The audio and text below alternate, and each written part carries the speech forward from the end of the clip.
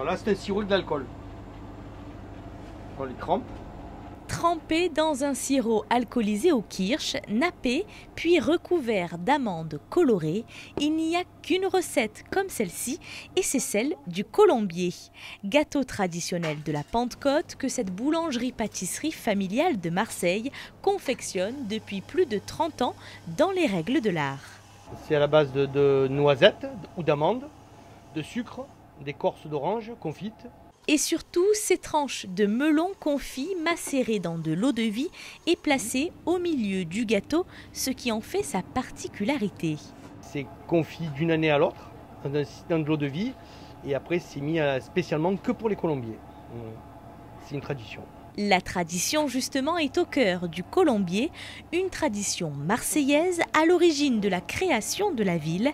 La légende raconte que le colombier célèbre les fiançailles de Gyptis et Protis qui fondèrent Marseille.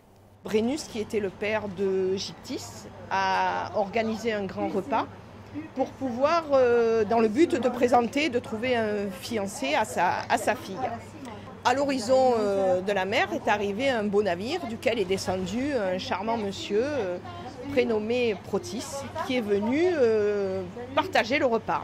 La jeune Gyptis aurait alors confectionné ce fameux gâteau ovale et dissimulé une fève en forme de colombe pour départager ses nombreux prétendants. Celui qui trouvera la colombe sera son futur époux. Et bien évidemment, puisque Marseille est si merveilleuse, si belle, c'est Protis qui a découvert la colombe et qui a épousé Gyptis, d'où la création de Marseille. La tradition s'est perpétuée, la personne qui tirera la colombe devra préparer ses noces. Si on met la colombe à l'intérieur du gâteau, le but c'est de la trouver pour pouvoir se marier dans l'année. J'avais une année une demande spéciale, on m'avait demandé 5 colombes pour ne pas louper la colombe. La personne qui devait demander sa femme en mariage, il voulait trouver la colombe impérativement dans le gâteau.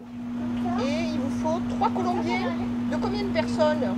Les commandes affluent en ce week-end de la Pentecôte. Les Provençaux et au-delà s'arrachent ce fameux colombier que j'ai pu goûter. Il est excellent. Et devinez quoi, Nicolas? J'ai tiré la colombe.